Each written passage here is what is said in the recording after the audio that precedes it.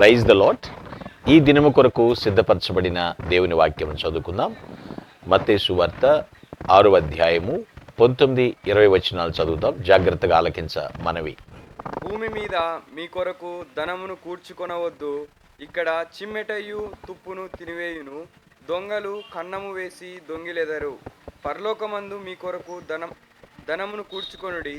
అచ్చట చిమ్మెటయైనను తుప్పైనను దాన్ని తినివేయదు, దొంగలు కన్నము వేసి దొంగిలరు. ప్రభునందు ప్రియులారా, ముందుగా మీకు హృదయపూర్వక వందనములు తెలియజేస్తూ ఉన్నాను. దేవుడు కొండ మీద ప్రసంగంలో చేసినటువంటి ప్రతి ఒక్క మాట, ఆయన ప్రతి ఒక్కటి కూడా విలువైంది చెప్తున్నాడు. ఇక్కడ చదువుబడినటువంటి విషయం, కొండ మీద ప్రసంగం అంటే అది గిన్నిస్ రికార్డెడ్ అని చెప్తారు. ఇక్కడ పరిశీలన చేస్తే మానవ స్వభావం యొక్క ప్రవృత్తి ఏంటంటే ఆస్తులను కూడబెట్టుకోవడమే. ఈ విషయం తెలిసినటువంటి ప్రభువారు భూ సంబంధమైనటువంటి ఆస్తులను, భోగభాగ్యాలు, అంతస్తులు, లేదంటే మనుషుల్ని సమకూర్చుకోవటం, ఇవన్నిటిని గురించి ఒక హెచ్చరిక చేశాడు. వార్నింగ్ అనుకుంటమే. ఎందుకంటే ఇవి భూమి మీద కూడగట్టుకున్నవన్నీ కూడా పిల్లరా తాత్కాలికమైనవి, త్వరగా తుడిచిపెట్టుకుపోతాయి. మరి ఈ విషయం మనుషులకు తెలుసుదా? తెలుసు. అలాగని ఇల్లు కట్టుకోవద్దని చెప్పలేదు, మంచి వస్త్రాలు వేసుకోవద్దని చెప్పలేదు, లేదా మంచి ఇల్లు కార్లు తిరగొద్దని చెప్పలేదు. కూడబెట్టుకొనుట, కూర్చుకొనుట, అర్థమవుతుందా పిల్లరా? వీటిని గురించి హెచ్చరించాడు. అయితే మరి ఎక్కడ కూర్చాలి? పరలోకమందు ధనం మాత్రమే, పరలోకము నుండి కూర్చుకున్నట్టు ధనం మాత్రమే ఎప్పటికీ తీసివేయబడలేదు అని చెప్తున్నాడు.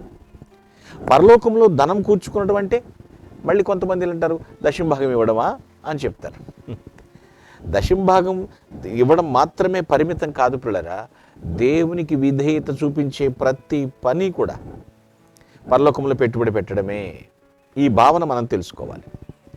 కానీ మన సంకల్పం ఏమిటి? చేసే ప్రతి పనిలో డబ్బుతో మనం చేసే ప్రతి పని మాత్రమే కాకుండా మనం చేసే ప్రతి పనిలో దేవుని ఉద్దేశాల నెరవేర్పు ఉందా లేదో చూసుకోవాలి. అక్కడ మనం కూడబెట్టుకుంటూ ఉండాలి పిల్లలు. నేను ఒక న్యూస్ చదివాను. ఒక క్రైస్తవ సంపన్న మహిళ, రిచ్ లేడీ అన్నమాట, క్రిస్టియనే. ఆమె చాలా బాగా సంపన్నంగా బ్రతికింది. భూమి మీద ఉన్నప్పుడు ఆమె టైం, ఆమె ట్రెజర్ అంతా కూడా తన కొరకే ఉపయోగించింది. దేవుడిచ్చిన ఆయుష్కాలం కానివ్వండి, ఆస్తి కానివ్వండి, తన కొరకే ఖర్చు చేసింది. ఒక రాత్రి ఆమె ఒక కలగంది. ఆ కలలో ఏమిటంటే ఆమె పరలోకం వెళ్ళింది. పరలోకం వెళ్ళినప్పుడు అక్కడంతా చూస్తుంది. ఒక మంచి అందమైనటువంటి ఇల్లు, చాలా బాగుంది అనుకుంది. కానీ తర్వాత తెలుసుకుంటే అక్కడున్న ఏంజిల్ని, దేవదూతను అడిగితే ఆ దేవదూత ఏం చెప్పిన మాట సమాధానం ఏంటంటే, ఇది మీ గార్డెనర్కి అండి, ఇది మీ గార్డెనర్కి, ఇది మీ తోటమాలి కొరకు ఇంత అందమైనటువంటి భవనం. ఆహా, మా గార్డెనర్కి ఇంత అందమైనటువంటి భవనం అంటే నాకు ఇంకెంత గొప్పది కేటాయించబడిందో అనుకుంటూ ఉంది. అలా కొంచెం ముందుకు వెళుతున్నటువంటి తెలిసినటువంటి విషయం చూస్తే ఇంకా పెద్ద ఇల్లు కేటాయిస్తారు అనుకుంది. కానీ ఆమె ఆశ్చర్యపడేటువంటి రీతిగా ఆమెకు ఒక చిన్న కుటీరం ఇవ్వబడింది. చిన్న కుటీరం. అదేంటి నేను చాలా గొప్పది ఆశించాను అంటే ఆ దేవదూత చెప్పిన మాటలేంటో తెలుసా? అమ్మా, మీరు పరలోకమునకు పంపినటువంటి ధనంతో ఇక్కడ వారు తమ వంతు కృషి చేసి దీన్ని కట్టారమ్మా, ఇంతవరకే, ఈ కుటీరం మీకే అని చెప్పారు. ఆలోచించండి, ఏం జరిగింది అక్కడ? ఈ భూమి మీద ధనము కలిగి ఉండి బాగా కూర్చుకొనుట ఏంటి పరిస్థితి? ధనము కలిగి ఉండుట తప్పు కాదండి, అది కాదు. కానీ వాటిని మనం ఎక్కడ కూర్చుకుంటున్నాము అనేటువంటిది ప్రాముఖ్యమైనటువంటి విషయం. ఈ భూమి మీదన, పరలోకంలోనా అనేటువంటి ప్రాముఖ్యమైనటువంటి విషయం. ఒక జరిగిన సంఘటన మీతో పంచుకుంటాను. న్యూయార్క్లో ఒక స్టాండర్డ్ ఆయిల్ కంపెనీ స్టార్ట్ చేశారు. స్టార్ట్ చేసినటువంటి ఆ ప్రారంభ దినాల్లో చైనాలో కూడా దాన్ని ప్రారంభించాలని అనుకుని అక్కడ బాగా పనిచేయగలిగిన వారు కావాలి. చైనా ప్రజలతో మమేకమైపోవాలి, ఆ భాష తెలిసి ఉండాలి, వారిలో ఒక నమ్మకాన్ని పుట్టించాలి. అలాంటి జాబ్ ఇవ్వటం కొరకు ఎవరు దొరుకుతారని బాగా వెతుకుతాం ప్రారంభించారు. ఆ స్టాండర్డ్ ఆయిల్ కంపెనీ ప్రారంభించిన తొలిటి దినాల్లో అన్నమాట. అలా అందరినీ సర్వే చేస్తే ఒక ఆయన కనిపించారు. ఆయన పేరు డాక్టర్ ఆర్ఏ జఫ్రే గారు. ఆయన అడిగారు, మీకు కావలసినంత జీతం ఇస్తాము, మీరు వెళ్ళి మా యొక్క ఆయిల్ కంపెనీ విషయంలో అక్కడ మీరు బాధ్యత తీసుకోవాలి అన్నారు.